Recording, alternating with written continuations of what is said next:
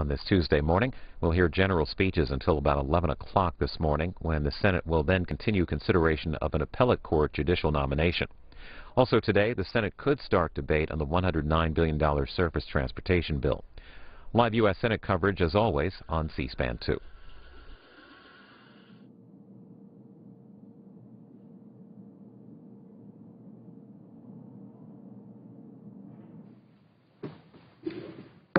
The Senate will come to order. The chaplain, Dr. Barry Black, will lead the Senate in prayer.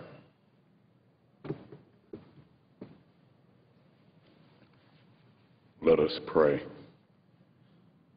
God of grace and God of glory, send your power on Capitol Hill.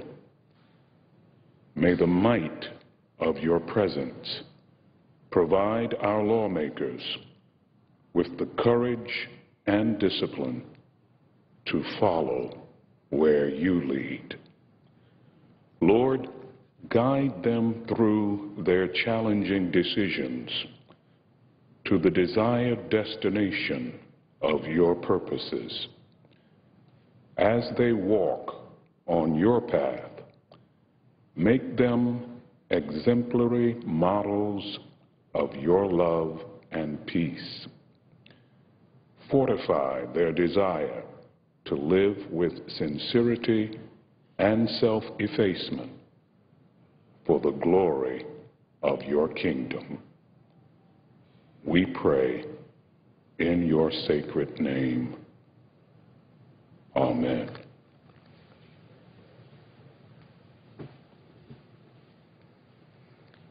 Please join me in reciting the Pledge of Allegiance to our flag. I pledge allegiance to the flag of the United States of America and to the republic for which it stands, one nation, under God, indivisible, with liberty and justice for all. The clerk will read a communication to the Senate.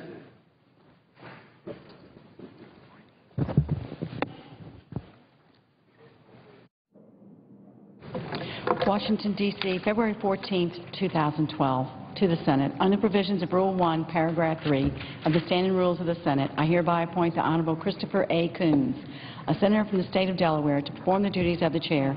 Signed, Daniel K. Inouye, President pro tempore. Clerk will call the roll. Mr. Akaka.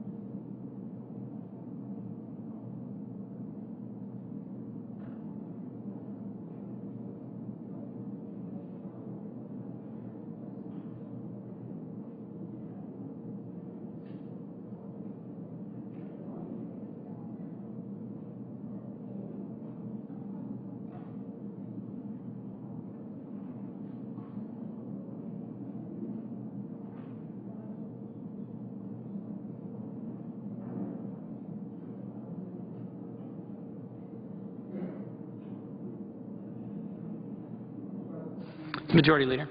I ask unanimous consent to call the quorum be terminated. Without objection. Mr. President, we all know the inconvenience of a few potholes as we drive down a street. It's an inconvenience. But for companies that ship $10 trillion worth of goods across the country every year, these disintegrating roads are more than an inconvenience. They're more than a nuisance. A crowded train ride to an office or a broken escalator at a station where you're trying to pick up a subway or what we call here metro may be a hassle. But for 51 million Americans who have disabilities, most of whom rely on some type of public transportation to get around, outdated stations, overcrowded trains are more than a minor inconvenience. Mr. President, this country's deteriorating infrastructure is something we should be very concerned about. This great nation of ours has an infrastructure that is falling apart. Our highways, our roadways, our bridges, our dams, our railways, they're more than an inconvenience. They're a drain on our economy. 20% of America's roads don't meet safety standards. As a presiding officer heard me say yesterday, I believe you were presiding when I talked about some of these issues, 70,000 bridges need to be replaced or overhauled. We have bridges in America, I'm told, Mr. President, that school buses stop when it gets to the bridge, have the kids walk across the bridge, the bus comes across without the kids in it, and off they go because they're afraid the bridge would collapse. Our public transportation system simply can't keep up with the pace of growing ridership. 9 out of 10 Americans say rebuilding our crumbling roads and bridges is important. 90%. We agree. Democrats agree. Modernizing our transit system, rebuilding the roads American families and businesses depend on will help fuel our economy.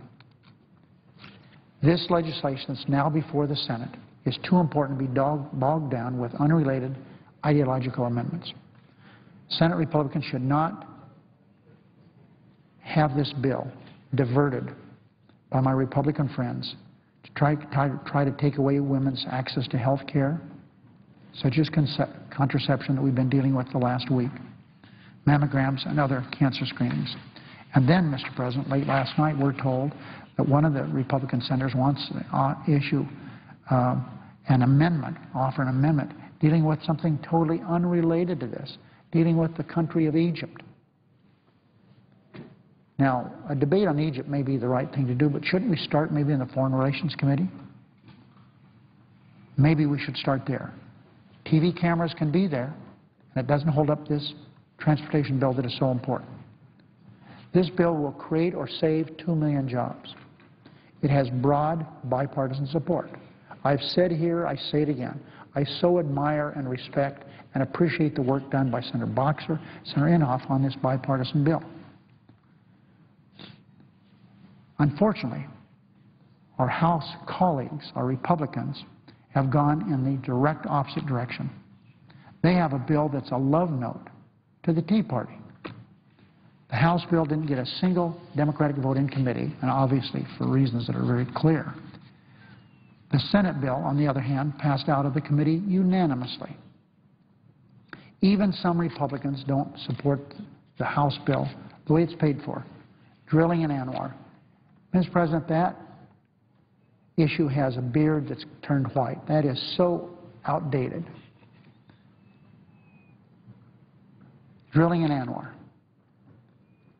Transportation Secretary Ray LaHood, by the way, Mr. President, he's a member of President Obama's cabinet, but he's a Republican, a long-time Republican congressman from Illinois, said the House legislation is the worst transportation bill he's seen in the 35 years he's been in public service. That's our Secretary of Transportation, a Republican. There are lots of reasons, but here's a few. The House legislation would gut public health and environmental protections, and that is a gross understatement. It would axe funding for pedestrian safety, even though the pedestrian is injured or killed by a car in this country every 7 minutes. It would starve our nation's public transportation system. The House bill reverses 30 years of good policy of dedicating funding each year for mass transit. The policy was enacted in 1982 by that ultra-liberal Ronald Reagan. Mr. President, there are ads on radio and on television where you see President Reagan speaking as he did so well, as one of his signature issues was doing something about the transportation system in this country. Maybe someone had read something to him or told him about General Eisenhower, how much he believed that the transportation system should keep moving forward. Many House Republicans don't support the plan to shortchange millions of Americans. I just don't understand why seniors and people with disabilities who count on public transportation should be hurt by what the House has done in the bill that they have over there. Mr. President, the Chamber of Commerce, AARP, has come out against that drastic approach taken by the House bill. On the other hand, the U.S. Chamber and dozens of other, I shouldn't say dozens, hundreds of other organizations support the Boxer-Inhofe bill. I'm disappointed that House Republicans have once again chosen this very partisan path. Rebuilding a transportation system our economy can rely on shouldn't be divisive. Given a choice between working with Democrats to create good-paying jobs for American workers and playing politics, House Republicans chose politics, and that's too bad. Mr. President, this bill before the Senate is a good bill. We need to pass this, and I'm very disappointed that the House has taken this road that has recently been well-traveled. That is, what we get from the House is the same old stuff, and we have to change. Mr. President, following leader remarks, the Senate will be in a period of morning business for an hour. The majority will control the first half, the Republicans will control the final half. Following morning business, the Senate will resume executive session in consideration of the Jordan nomination, post-cloture. The Senate will recess from 12:30 until 2:15 for our weekly caucus meetings. We hope to confirm the Jordan nomination today and will resume consideration of the Surface Transportation Bill at the earliest possible time. Mr. President. The Republican leader. We've had a little more time now to look at the President's budget.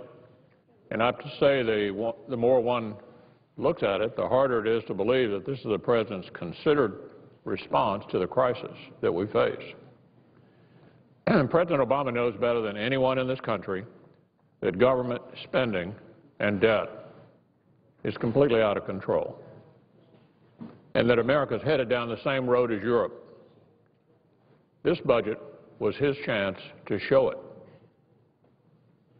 Instead, he decided to basically pretend these problems don't even exist, and to the extent that he does acknowledge them, to propose solutions that are either gimmicks or that he knows will never come to pass. Just to take two examples, he says he'll bank savings by not fighting a war he already declared we wouldn't be fighting. Take credit for saving money on a war that he's already declared we're not going to be fighting. A gimmick.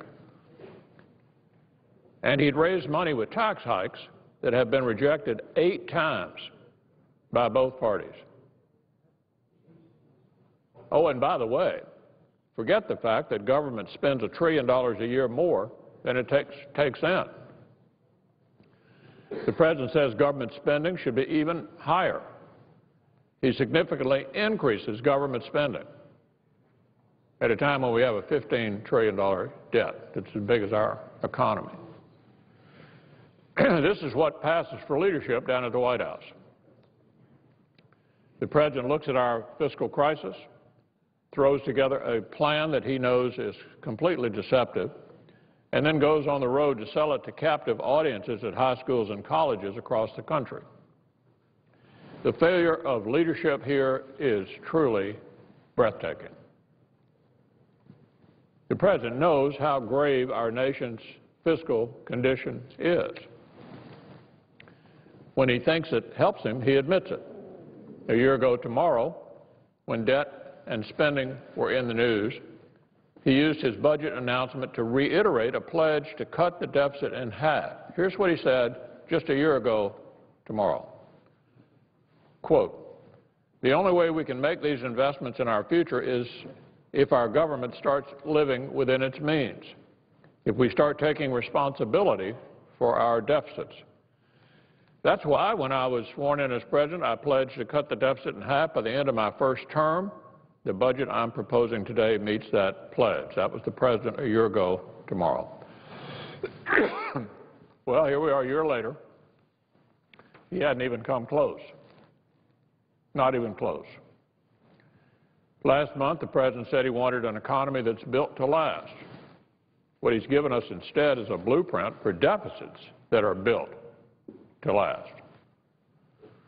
And he hadn't done a thing to live up to his pledge to get our nation's fiscal house in order. In fact, he's made it worse.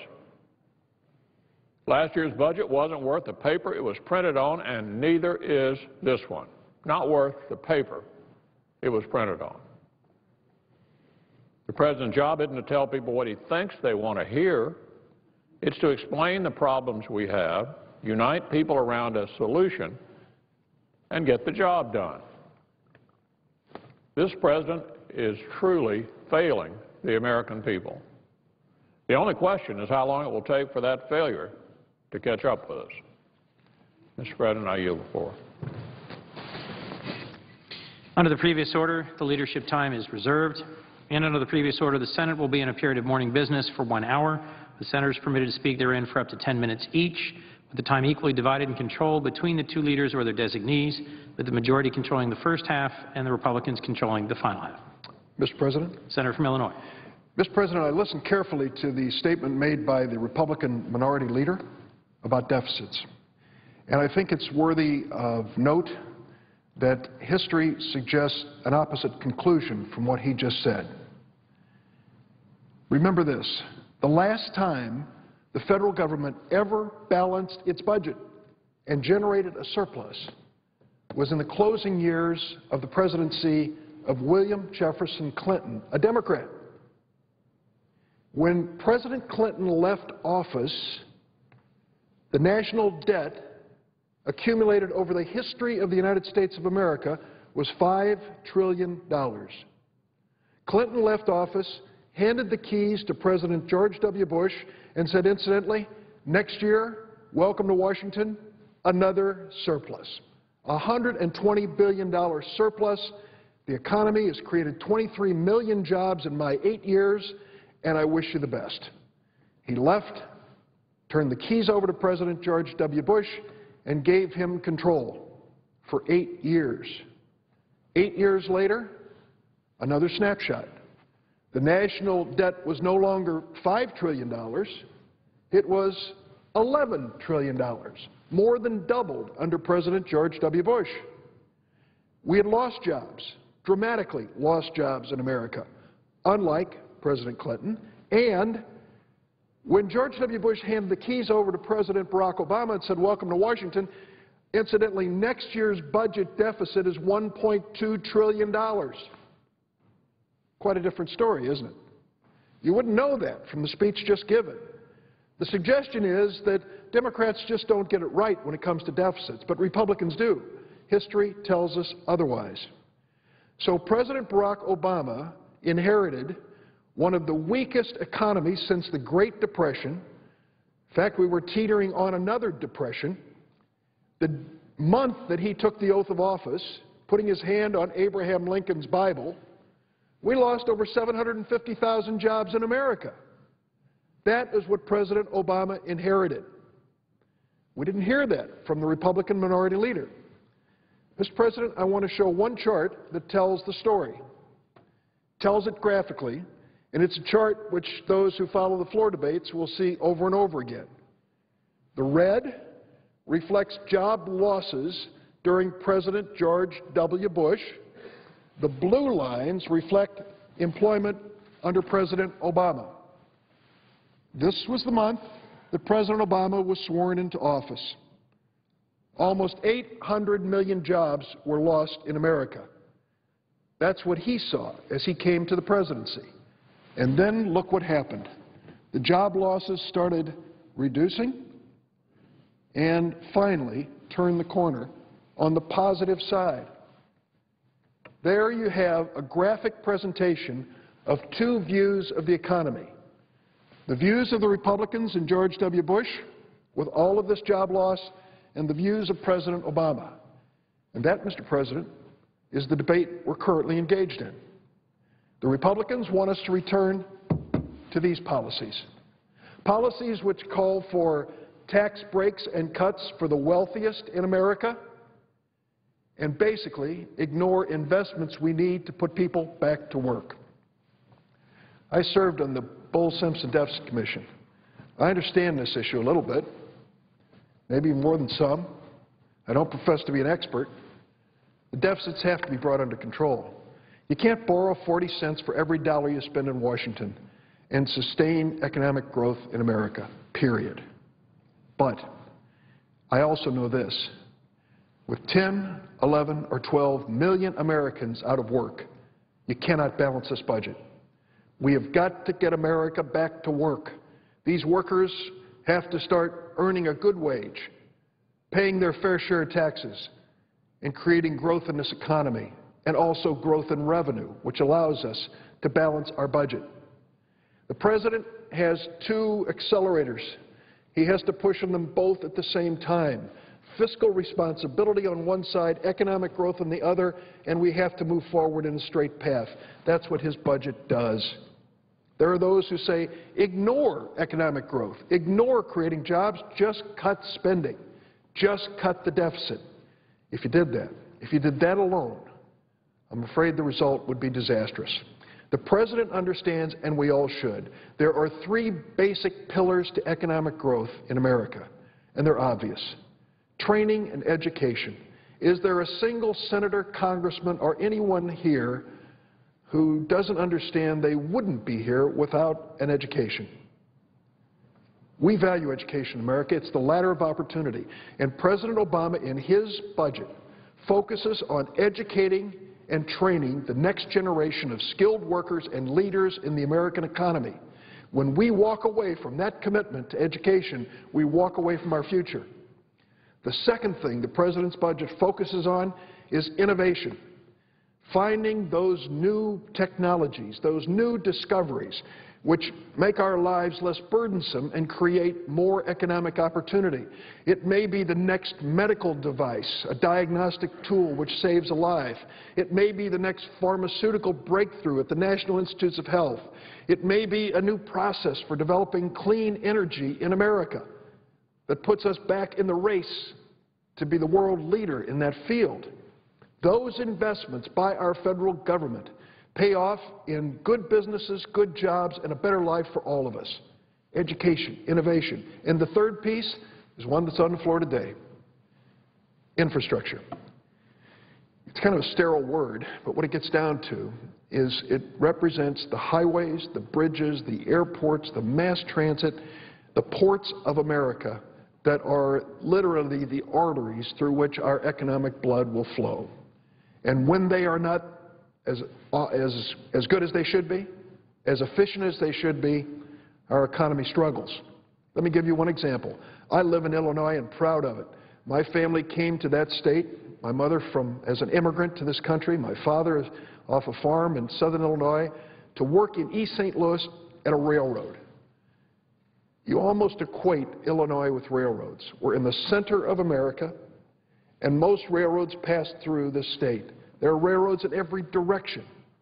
Right now, it takes as long to take a freight shipment through the city of Chicago as it does from the West Coast to Chicago or from Chicago to the East Coast. Why? Our railroad infrastructure hasn't kept up with the growing need for rail freight transportation. We need to invest in that. We have an opportunity to invest in it. When we do, when goods move more quickly, there's more profitability. Businesses do better, and they hire more people. The same thing's true with our highway system, with mass transit, with passenger rail. And look what the Republicans view this, how they view this issue. Currently, we're considering a bill coming over from the House of Representatives which would be a disaster for America's infrastructure and for the state of Illinois. An unqualified disaster. Instead of investing in building the infrastructure so America's economy can grow, this bill, sadly, cuts the federal investment in transportation by 15 or 20% over the next 5 years. It cuts the investment in mass transit dramatically by eliminating the transfer of money from the Highway Trust Fund to mass transit, something that's gone on for 30 years. And it makes a 25% cut in Amtrak. At a time when Amtrak is growing and proving itself, they want to basically start shutting it down, closing it down, eliminating trains. That's no vision for the future. That's betting on failure. That's what the House Republican transportation bill will do. We can do better. We have a bipartisan bill. It's a bill or a word you don't hear that often in this chamber, but a bipartisan bill with Senator Barbara Boxer of California, Senator Inhofe of Oklahoma. They have agreed on a transportation bill for 2 years, which moves us forward. We need to make that investment. The President understands that in his budget. We should understand it in the Senate, and we should make it happen. The last point I'll make is this. Mr. President, there was a breakthrough yesterday. Some people will be critical, perhaps, of the House Speaker for reversing field and changing his position. It's on a question of whether or not the payroll tax cut, which President Obama put in place, is going to be continued beyond the end of this month. Many may remember the flap that occurred in December when we were questioning whether to extend it for 2 additional months. I went back to my state and talked about it county by county as to how much it meant to working families. And the Republicans relented in the House and agreed to extend it to the end of February. And unfortunately, just a short time ago, the Speaker said, and I quote, "If we're going to extend the payroll tax credit, unemployment benefits with reforms, and take care of the so-called doc fix, we're going to have to offset the spending," is what the Speaker said. That was just a few days ago. Yesterday, there was a different announcement. The Speaker of the House, Mr. Boehner of Ohio, said, "We are prepared to act to protect small businesses and our economy from the consequences of Washington Democrats' political games," close quote. In other words, now the Republicans are prepared to extend the payroll tax cut without paying for it.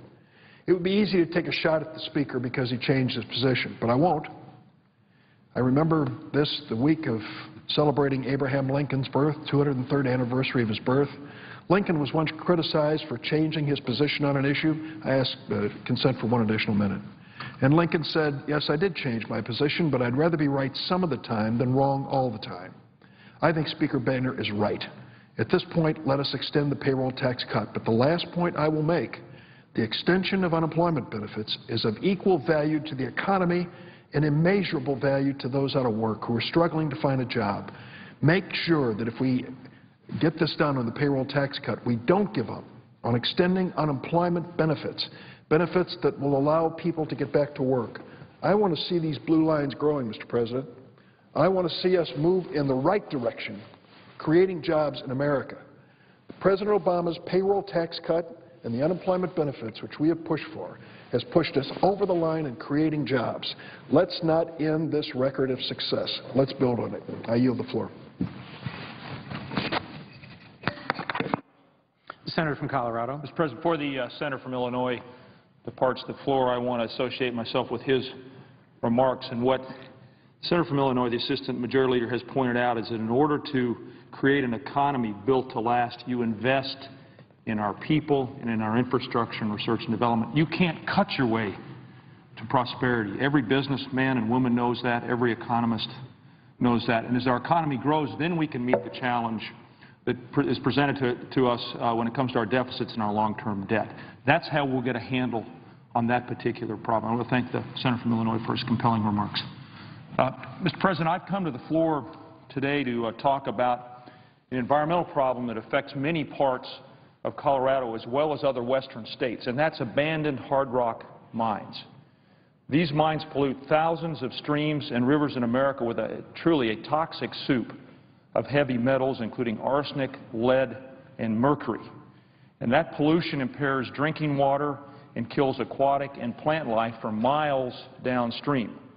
Now, this is a problem that I think doesn't get enough attention here in the Congress.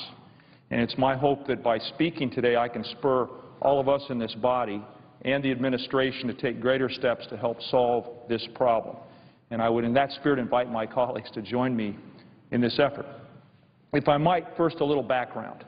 Starting in the 1800s, miners flocked to the West in search of fortune following the discovery of precious metals like gold, lead, copper, and silver.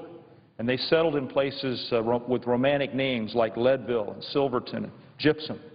Mining became an important part of our history, of our settlement, and of our development in Colorado. But it also left a very dirty and deadly legacy. When a claim was mined for all it was worth, a miner frequently packed off and left without a lasting, thought about the lasting problems that the mine would cause. And this was an era before modern mining laws that hold miners accountable for their impacts on the land. And then as a follow-up, in many cases, it then became impossible to identify the persons responsible for the vast majority of these abandoned mines. The Government Accountability Office estimates that there are over 160,000 such abandoned hard rock mines in the West. 160,000. 7,300 are in Colorado, 47,000 are in California, and another 50,000 are in Arizona. Today, highly acidic water still drains from these mines, polluting entire watersheds. Now, I want to follow the logic that a picture is worth 1,000 words. In that context, I want to show my colleagues what acid mine drainage looks like. This is the REID and Bonita mine in San Juan County, Colorado, which is near Silverton. I want the viewers for scale to note the pickup truck, which is on the left side of this photograph. You can see a couple of individuals up here as well. Over 300 gallons of water drain from this mine every minute. And the water is contaminated with all kinds of heavy metals that produce the orange and the red streaks that you see in this photograph. Highly acidic water flows into Cement Creek and eventually into the Animas River, impairing water quality and aquatic life. Now, for a region of Colorado that thrives on tourism, including angling, this situation is extremely harmful. From EPA data, we can conservatively estimate that over 10,000 miles of streams and rivers and nearly 350,000 acres of lakes are impaired in this country as the result of acid mine drainage. So, Mr. President, with that backdrop, what's being done? For one, at those sites where a responsible party can be identified, the federal government has the tools at its disposal to hold them accountable. Also, the federal land management agencies have a variety of programs that mitigate abandoned hard rock mine pollution. However, the efforts I want to focus on today are those undertaken by a third category of people, entities that had no role in creating the pollution at an abandoned mine site, yet want to make the situation better. And appropriately enough, we refer to these entities as Good Samaritans. One such Good Samaritan is the Animas River Stakeholders Group in southwestern Colorado. They are working to find solutions to clean up the REID and Bonita mine. Often, Good Samaritans are nonprofits whose mission is to restore the natural environment. Sometimes they are community groups who want to improve their cities and their towns. Sometimes they are mining companies looking to be good stewards in the communities that in which they operate. And sometimes they are state and local governments. Take, for example, the Tiger Mine near Leadville, Colorado.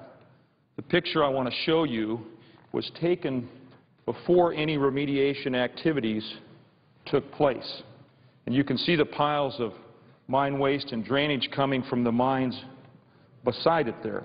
And at peak flows, as much as 150 gallons per minute of water contaminated with cadmium, copper, lead, zinc, and iron flows out of the Tiger Mine. Some remediation work has been done, as you can see in the second picture here. The mine waste was moved out of the way, capped, and revegetated. And the ditches were put in above the mine to avert, to divert surface water runoff and further reduce contamination. You can also see in this picture that 4 pits have been dug below the mine, right here, Mr. President. And this represents the next phase of cleanup being led by Trout Unlimited, another Good Samaritan. Eventually, these pits will become what is known as a sulfate-reducing bioreactor. Now, the presiding officer knows I was not a chemistry major, so I won't attempt to describe how this thing works. But the end result is a good thing, I can tell you that. The acid mine drainage flows in and cleaner water flows out. However, Trout Unlimited has run into a problem that's frustrated many good Samaritans. The bioreactor counts as a point source of pollution. Therefore, before Trout Unlimited can turn the bioreactor on, they must obtain a clean water permit. Trout Unlimited can't meet the stringent permit requirements without investing in far more expensive water treatment options. Nor can they afford to assume the liability that comes with a permit. As a result, the bioreactor sits unused. Federal law is in effect sidelining some of the best hopes for remediation. And Mr. President, I've tried for several years, it says several years, it feels like a lifetime, I think at least a decade, to give Good Samaritans some relief. I've introduced legislation every Congress since 2002 that creates a unique permit specifically for this kind of work. Unfortunately, I haven't been able to convince my colleagues, or enough of my colleagues, just how good an idea this is. But I'm going to keep trying. And in addition, I've been working with Senator Boxer to encourage EPA to better use the administrative tools they have at their disposal. Good Samaritans report to me that administrative tools have been cumbersome to use so far, and they don't offer the full Clean Water Act protection they need. Mr. President, could I ask for one additional minute? Without objection. So Senator Boxer and I, along with Senator Bennett, have asked the EPA to make this tool more accessible to Good Samaritans. And last week we asked the agency to provide Good Samaritans with assurances they will not be subject to enforcement for appropriate actions to clean up acid mine pollution. I'm grateful for the work the EPA has done to focus on these issues and for Senator Boxer's leadership. Good Samaritans are too valuable a resource to keep on the sidelines. Congress should do what is necessary to bring their efforts to bear on the cleanup of abandoned mine pollution. Good Samaritans, Mr. President, they can't solve all of our abandoned mine pollution problems, but we can't afford to turn away those willing to help any longer. Mr. President, I thank you for your interest on this important topic to those of us in the West. With that, I would yield the floor. Mr. President. The Senator from West Virginia. Mr. President, when most Americans think of cybersecurity, they conjure up an image of somebody having a credit card number stolen, for example, or a prankster using their Twitter account, or somebody downloading a movie without paying. And that is all true, and it's important, but it's not dangerous. The Internet is central to our lives, our economy, and our society. Any insecurity is a worry. I will expand. But we're here today because the experts are warning us that we are on the brink of something much worse, something that could bring down our economy, rip open our national security, or even take lives. The prospect of mass casualty is what has propelled us to make cybersecurity a top priority for this year, to make it an issue that transcends political party or ideology. Consider the warning signs. Hackers now seem to be able to routinely crack the codes of our government agencies, including the most sensitive ones. Our Fortune 500 companies, they do routinely. And then everything in between. Admiral Mike Mullen, former Joint Chiefs Chairman, said that a cybersecurity threat is the only other threat that's on the same level as Russia's stockpile of nuclear weapons, loose nukes, if you will. FBI Director Robert Mueller testified to Congress very recently that the cyber threat will soon overcome terrorism as the top national security focus of the FBI. Think about that. Cyber will be as dangerous as terrorism. Cyber threats and the prospects of a widespread cyber attack could potentially be as devastating to this country as the terror strikes that tore apart this country just 10 short years ago. So how is that possible, you ask?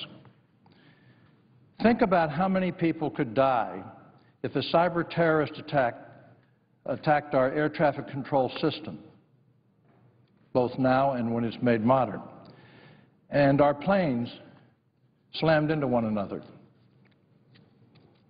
Or rail switching networks were hacked, causing trains carrying people, and more than that, perhaps hazardous material, toxic materials, to derail or collide in the midst of our most populated urban areas like Chicago, New York, San Francisco, Washington, D.C., et cetera.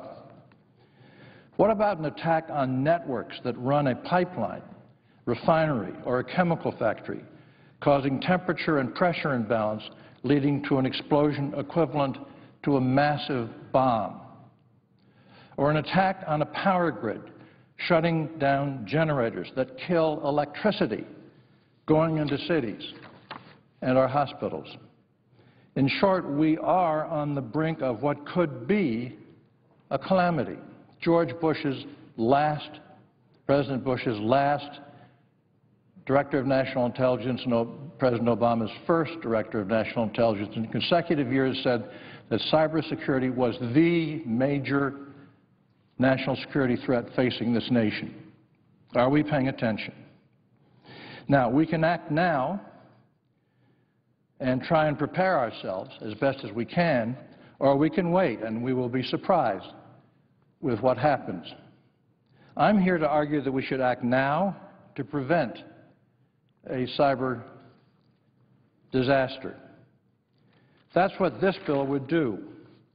Working with my friends Senator Lieberman and Senator Collins, we have written legislation that I believe strikes the right balance between addressing the danger without putting an undue new set of regulations on business.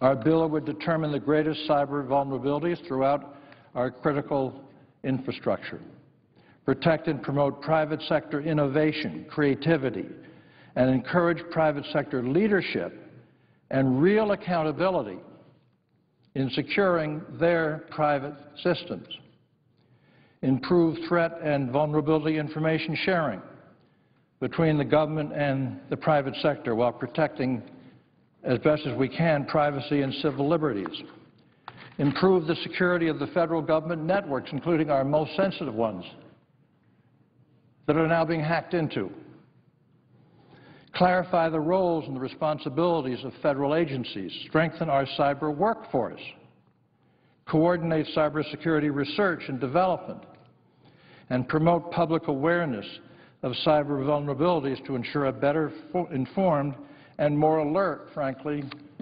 citizenry. Let me say again, this is bipartisan and was written to address the many concerns that surfaced 3 years ago when we first raised this issue and, frankly, when we started writing this bill. We held meetings with all sides, incorporated hundreds of specific suggestions, and in short, tried to do what we do with any important and large piece of legislation. Make a lot of people really think deeply and come up with a compromise that everyone can agree to. Earlier this month, an association of major high-tech companies praised our approach. Generally, they do. We've talked with industry, we've talked with the White House, we've talked with everybody, dozens, hundreds of times over a period of 3 years. And in the end, we settled on a plan that creates no new bureaucracy or heavy-handed regulation.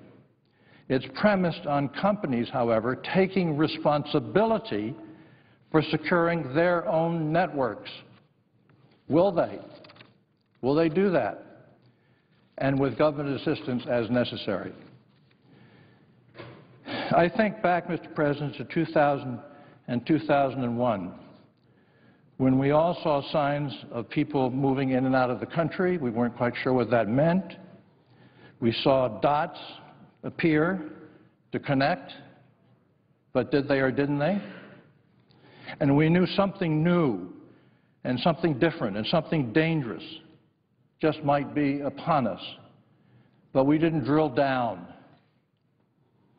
Our intelligence and national security leadership took these matters very seriously, as best as they possibly could, but in the end, not seriously enough. It was too late. September 11th happened.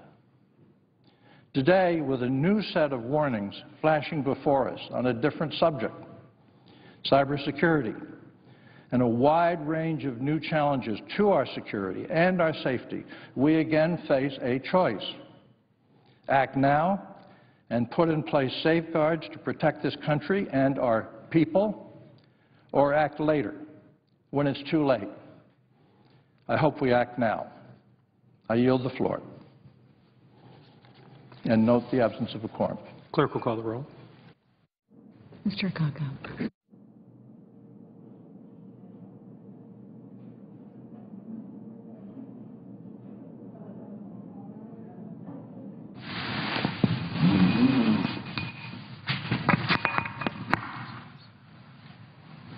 Mr. President.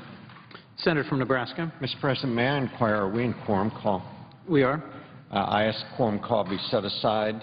Without objection. Mr. President, I also ask unanimous consent to participate in a colloquy with my colleagues, Senators Blunt, Risch, Isaacson, and Heller. Without objection. Thank you, Mr. President. Mr. President, we rise today to talk about the budget that was just submitted by the President of the United States, actually within the last 24 hours. Despite a 2009 promise to literally cut the deficit in half by the end of his first term, President Obama released a budget that for the fourth year in a row calls for a deficit in excess of $1 trillion. Unfortunately, this proposal is just one more year of the same old story: more taxes, more spending, more borrowing, and yet another punt on the tough issues that we as a nation must face. Now, as a former governor, I understand what it takes to balance a budget. Difficult choices do have to be made, even with programs that are popular. In 2001, when I was governor of Nebraska, I closed a $220 million budget shortfall and didn't raise taxes. While $220 million is merely a drop in the bucket for the federal budget, that amounted to more than 7% in Nebraska. By comparison, if the President had submitted a budget that cut spending by 7%, well, he would be cutting more than $260 billion this year. And that wasn't the last we had to do. With the post-9/11 economy, we called special session after special session to cut spending. But instead of that, the President is projected to increase spending. Leadership is necessary, and sadly, this budget does not display it. Instead, America's balance sheet continues to drown in a sea of red ink for yet another year, driving our 2012 deficit to nearly $1.4 trillion. Instead of making tough choices about priorities, the President appears to be doubling down on more stimulus spending. Let me just give a few examples, and then I'll invite my colleagues to join me. $2 billion in new tax credits for the production of advanced technology vehicles. $4 billion to extend and modify, quote, certain energy incentives, which could include clean, renewable energy bonds. $3 billion to encourage investments in advanced energy manufacturing projects. $4.7 billion for new spending to strengthen the teaching profession, despite GAO finding 82 duplicative and wasteful teacher quality programs. Well, when you add it all up, we are presented with yet another budget that contains the largest tax increase in U.S. history. It raises taxes by more than $1.8 trillion. And I could go on, Mr. President. This is simply a situation where we've seen this budget before, and it just doesn't improve. Now, if I might turn to my colleague, Senator Blunt from the state of Missouri, you've worked on these budgets before. I'd ask you to offer some insight in what you see in this budget and where it is leading our country, in your opinion. Well, I thank my friend for putting this discussion together this morning, and I think it's a serious discussion. Unlike the budget, which is clearly not a serious budget. The President doesn't expect it to be voted on. The majority leader in the Senate said it wouldn't be voted on. When the White House spokesman was asked if they had a position on the fact that the Senate wasn't going to produce a budget, and this budget could be voted on, but it won't be debated. There won't be a companion Senate budget apparently that goes along with it. The White House spokesman said no, they didn't have a position on the fact that the majority leader said there would be no Senate budget this year. And remember, this is the budget that's required by law to be passed by April the 15th of every year. I guess this will be the fourth straight time that April 15th will be missed without having passed a budget. And so what we've got here, unlike a budget document that does what you did as governor or what my son Matt did when he was governor of Missouri, he had $1 billion deficit, they had to make up for that, and they did. And you made up for the deficit in your state. And Governor, now Senator Risch, was responsible to see that the numbers added up. These numbers don't add up. This is a budget that spends too much, it taxes too much, and it borrows too much. Spending goes up under this budget, where in this budget year we're spending $3.8 trillion.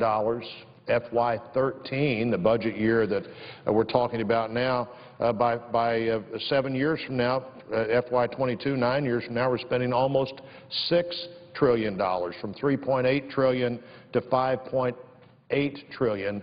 So clearly the spending problem isn't solved by this budget. This budget makes the spending problem worse, and they add almost $2 trillion in new taxes. So it spends too much, it taxes too much, and then it borrows too much. We're going to increase the debt again. We have a deficit of almost $1 trillion in each of the Obama years of responsibility during this first term. That can't be allowed to continue. But if you look at this budget document, the 10-year projections, there's no indication that we change any of these trends, but we all understand that these trends are unacceptable. The federal government's total debt has now surpassed the size of the economy. The potential of our economy to produce goods and services, the so-called GDP number, is now exceeded by our debt. Now, we know what happened in Greece when their debt exceeded the capacity of their economy to produce goods and services. We know what happened in Italy. We know what happened in Ireland. We know what happened in Portugal. Why don't we think that's going to happen to us? Because it will, and we have to make these numbers add up. You've, as a governor, had to produce a budget. Governor Risch produced a budget, and I'm going to turn to him here in a second, and to talk about the responsibility of the executive to lead, and then, frankly, the responsibility of the Senate to do its job. And I'm really continually surprised that we can miss this absolute deadline in the law year after year after year, and there's not a press outcry. There's more of a public outcry than a press outcry. My sense is if when I was in the House of Representatives, we had missed this deadline once as opposed to over and over and over again, there would have been a marshaling of people around the country to come and stand on the steps of the Capitol and say, why isn't the majority in the House doing its job? And this is just something that the current majority in the Senate's walked away from in ways that I can't understand when, well, you talk to Americans, getting people back to work and getting control of federal spending are the number 1 and 2 domestic priorities, but I don't see those priorities in this budget, and I turn to my friend from Idaho to see what he's thought of as we've had now a few hours to look at the specifics of the President's budget. Well, thank you very much, Senator Blunt. Like everyone, I've been perusing the numbers and trying to figure out whether or not this gets us somewhere and whether or not it'll actually come to fruition. A quick look at history. As you point out, this will be the 4th year, if we don't adopt a budget, where we haven't had one. There isn't an entity in the world that operates without a budget. You have to have a budget if you're going to do anything responsibility. Budgeting is not that difficult. It is merely a way of taking the money that you've got coming in and allocating it on a priority basis for what you think money should be spent for. There's never enough money. There isn't an enterprise in the world that has enough money. Everyone has to make decisions as to what are the priorities and do the best they can with the money they have. As I said, it's been over 1,000 days since the United States Senate has adopted a budget. Last year, a similar budget that the President produced was actually put on the floor here of the United States Senate for a vote. It failed with 0 votes to 97 no votes. Now, that's not a party line vote. This budget, one can only conclude, just like the budget produced by the President last year, spends too much, taxes too much, and it borrows too much. The budgeting process is something that is extremely important. The American people demand it. Common sense demands it, and anyone who's ever operated a government or a business enterprise knows that you must budget. Every governor in the United States does it, all 50 states. Every legislature does it. As was pointed out by Senator JOHANNS when he was governor, he had to cut 7%. Let me tell you about the state of play in Idaho. When I was governor, the budget was $3.5 billion when I left. The current governor is operating with a $2.5 billion budget. He cut $1 billion out of a $3.5 billion budget. Now, if it can be done at the state level, it can be done at the national level, and indeed, it has to be done at the national level. We're going to have to cut. This budget spends, the proposed budget spends about $10.4 billion every day. And I put it in a daily basis because when you start talking about trillions, people's eyes glaze over. There is no possible way, there is no human being on the face of this planet that can determine what $1 trillion is, let alone the $3.8 trillion that this budget spends. But if you put it on a daily basis, it's $10.4 billion every day. Now remember, in the state of Idaho, for a year, the state spends $2.4 billion or $2.5 billion in a year. This government spends $10.4 billion every day. That comes down to about $7.2 million every minute. Now, you wouldn't have a whole lot of argument about that if indeed the government had $10.4 billion to spend every day or $7.2 million every minute. But indeed, every day under this budget, the federal government will borrow $2.4 billion every single day. The borrowing comes down to about $1.7 million every minute. Now, when you put it in terms of how much it is a day and how much it is a minute, it really becomes staggering. Right now, because we've been dealing with this, every time I see something nationally where a business is doing something that's a huge deal at $5 billion or something like that, you put it in perspective of how the federal government is doing its business. This borrowing that is being done every day by the federal government has yielded us now a $15 trillion debt. And again, I don't know what that is. Nobody knows what that is. But what I do know is we will never pay it off in our lifetime. It'll be our kids and our grandkids that are saddled with that particular amount. And this is the real deal. I wish everybody could have the experience that I had, and a number of senators have done this. But every day the federal government has to pay its bills at the end of the day. They're not like businesses or what have you. They don't pay monthly. They pay every day. And so how do they do this? When I first got here, I thought, you know, this is staggering, these kind of numbers and what have you. But I went and watched them do it.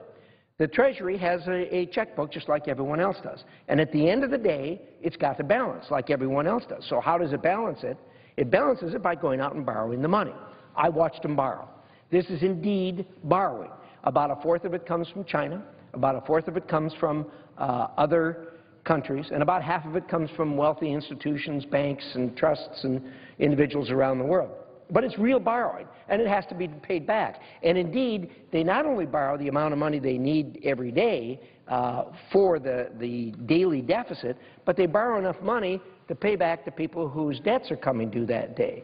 And after you walk out of there and watch them actually do that, you can't help but walk away from there feeling sick.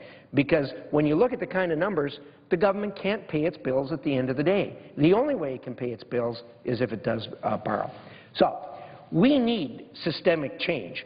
Everything has to be reformed. If I was in charge of everything, the first thing I'd reform is this ridiculous idea that we budget on a 10-year basis. I mean, that's outrageous. A 10-year budgeting allows smoke and mirrors and allows gimmicks and games so you can stand up and say, why, this budget saves $4 trillion. It doesn't save a dime. Next year, all this alleged savings is 10 years out, and indeed on this 10-year cycle that they use to budget, the second year never comes. We need an annual budget. We need to look in the mirror and talk about how much we're spending next year versus how much is coming in. Forget this 10-year basis. It is absolute nonsense. Senator Blunt talked about Greece. Greece is going through what we're going to have to go through at some time, and that is cutting back. They lived happy for decades. Well, they spent their children's and their grandchildren's money. And all of a sudden, what happened to them? Nobody would loan them money anymore. If that happens to us, we're out of business. If nobody will loan us any money on a daily basis, we're out of business. So what do we need? We need compromise. It's compromise that got us into the position that we're in. Compromise every year caused us to take each budget item, and the Democrats wanted to spend more, the Republicans wanted to spend less, so they compromised, somewhere in the middle. And now we're operating at even under this budget, a $1 trillion deficit for the year. It's time to compromise again. But we need to go the other direction. We need to compromise on how much are we going to cut this year. The Republicans are going to want to cut more. Democrats, I hope, will agree that we need to do some cutting, and we need to wind up somewhere in the middle. That's the only way we're going to get this thing back on track. This budget doesn't cut it. This budget doesn't even come close to it. We're going to bankrupt America if we don't start doing things differently. Senator Johans, I see Senator